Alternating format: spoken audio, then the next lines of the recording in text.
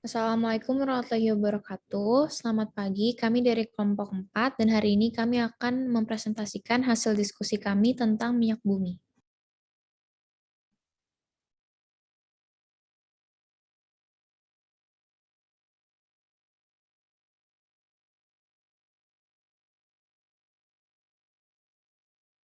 Dan beranggotakan saya Nadira Yulena Najmi Herunisa, absen 22 sebagai moderator.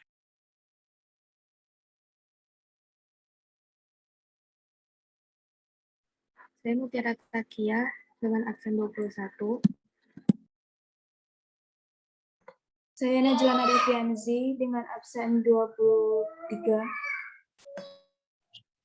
Saya Nazla Salsabila dengan absen 24. Saya Muhammad Gojek Samunadi, absen 19.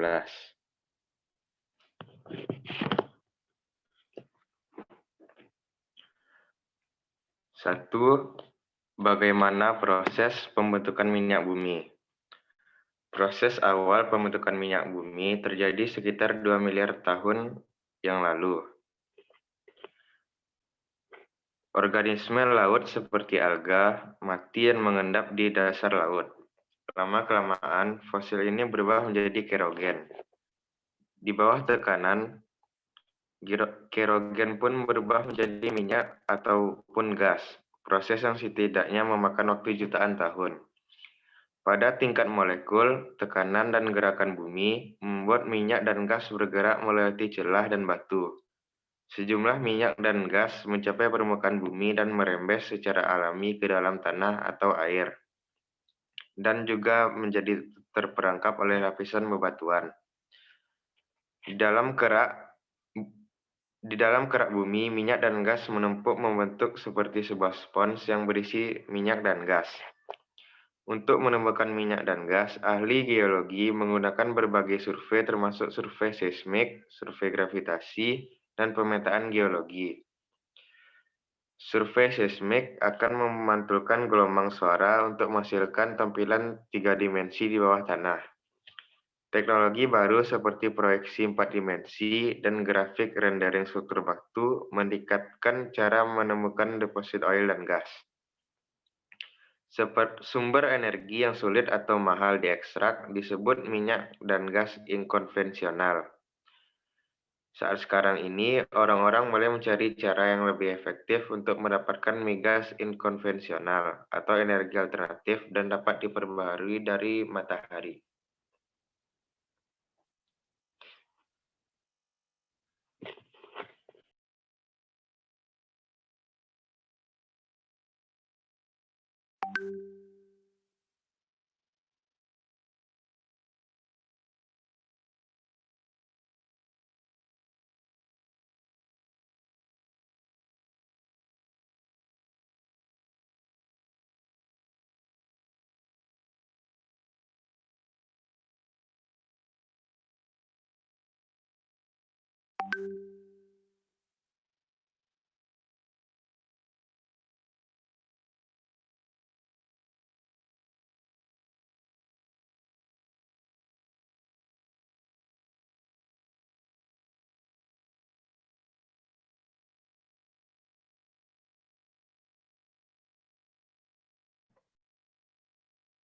Dua, bahan bakar yang dihasilkan dari pengolahan minyak bumi.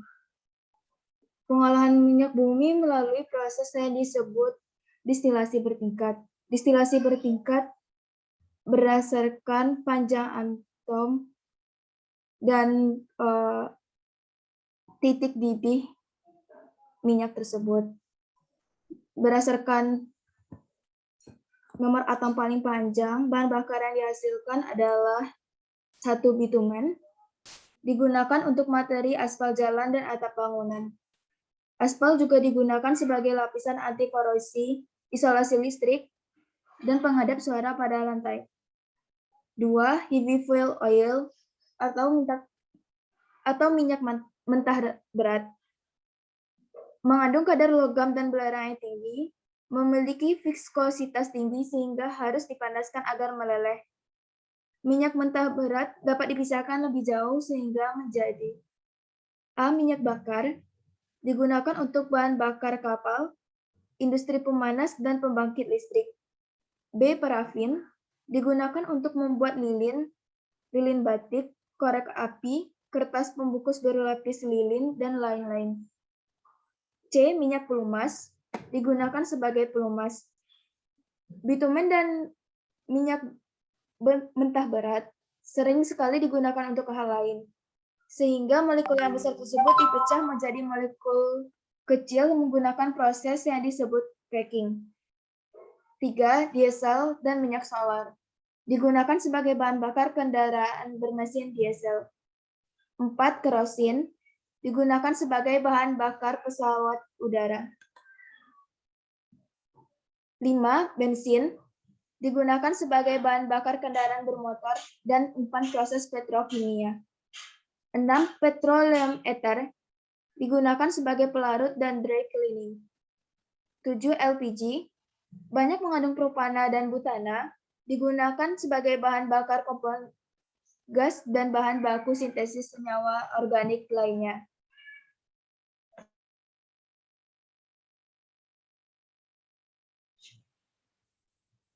Faktor yang mempengaruhi pembentukan minyak bumi. Yang pertama, faktor batuan asal. Karena minyak mentah berada pada batuan tersebut, biasanya batuan ini disebut batuan induk.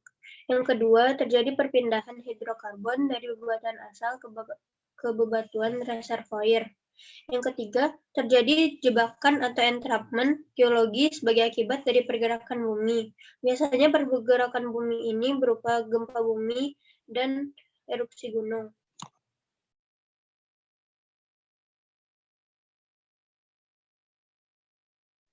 Pertanyaan nomor 4, apakah minyak bumi akan habis? Minyak bumi akan habis karena minyak bumi adalah sumber daya alam yang tidak dapat diperbarui.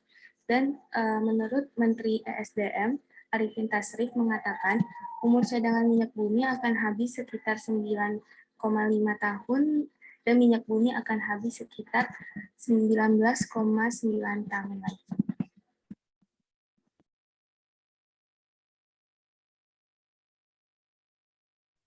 Pertanyaan nomor 5, bagaimana cara melestarikan minyak bumi? Yang pertama, kurangi penggunaan mobil pribadi, dan solusinya bisa digantikan dengan menggunakan kendaraan umum. Yang kedua, pakai energi alternatif. Yang ketiga, jangan kebut-kebutan saat berkendara. Yang keempat, gunakan BBM beroktan tinggi. Yang kelima, perhatikan beban kendaraan. Dan yang terakhir, bijak dalam menggunakan AC mobil.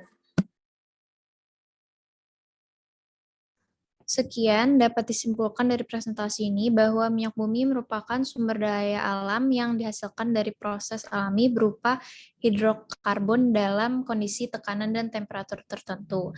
Minyak bumi memiliki banyak manfaat, yaitu beberapa diantaranya dijadikan bitumen, minyak mentah berat, diesel, kerosin, bensin, petroleum, dan LPG. Namun minyak bumi tidak dapat diperbarui, oleh sebab itu kita harus bijak dalam memanfaatkannya.